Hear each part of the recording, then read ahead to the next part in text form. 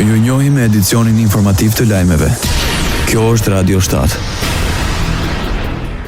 Zëvendës kryeministri dhe ministri i transportit të Republikës Maqedonisë së Veriut paralajmëroi se ndërtimi i segmentit të autostradës Trebenish-Qaftan do të ishte problematik për UNESCO-n. Sipas Aleksandr Nikolovskit, një delegacion prej 4 ministrash dhe 2 kryetar komunash vizitoi selinë e UNESCO-s në Paris dhe pas 2 ditë bisedimesh me vendimarrësit, vlerëson se ky është një projekt vërtet problematik për ta.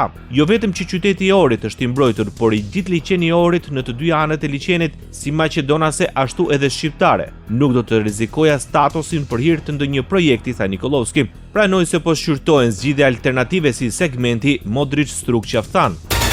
Kryetari i Aleancës për Shqiptarët në Republikën e Maqedonisë së Veriut, Arben Taravari, në intervistë televizive kërkoi falje qytetarëve shqiptar për premtimin e dhënë në vitin 2024 për ndryshim. Ai tha se nëse situata aktuale pas 20 muajve qeverisje nga Vleni konsiderohet si ndryshim i premtuar, atëherë ndjen përgjegjësi dhe kërkon falje për zhgënjimin e shkaktuar.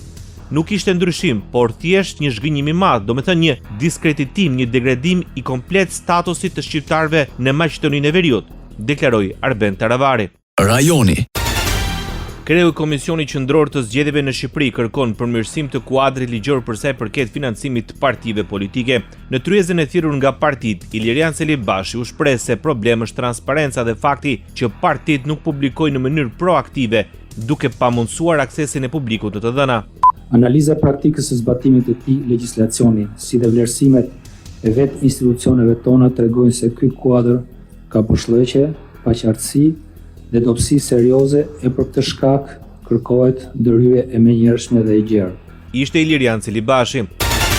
Rikthehet qarkullimi në aksin Librasht-Porrenjas. Në këtë segment do të lejohet lëvizja e të gjitha mjeteve përfshirë dhe ato për tonazhin e rënd, por duke respektuar ngarkesën 8.2 ton për aks. Qarkullimi kryhet përmes një devijimi provizor të ndërtuar ngjitur me pozicionin ekzistues të mëparshëm deri në realizimin e plotë të rrugës alternative, tashmë të bërë publike në shtratin e lumit Shkumbin dhe të integruar me trupin e Kurudhës.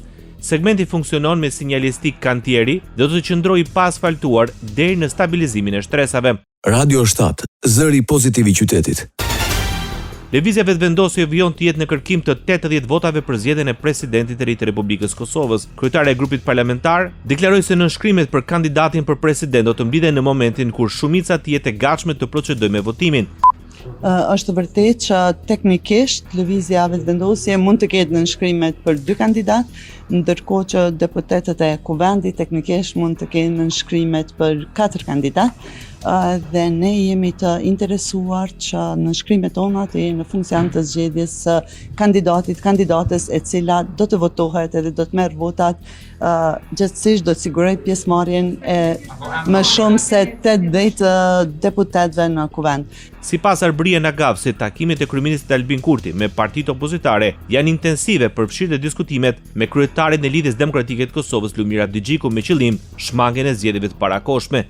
Do të bëjmë gjithë çka është në kompetencat tona që të shmangim edhe një palë zgjedhje, edhe që puna e institucioneve të vazhdojë me kompetenca të plota, sepse tashmë është më shumë se një vit i humbur, gjithsesi një vit me plot sfida, me ministritë dhe institucionet tjera të cilat kanë qenë në detyrë e jo me kompetenca të plota.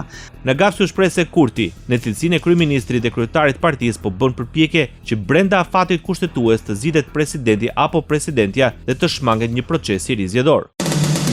Ndoqët lajmet shkurt në Radio 7, zëri pozitiv i qytetit.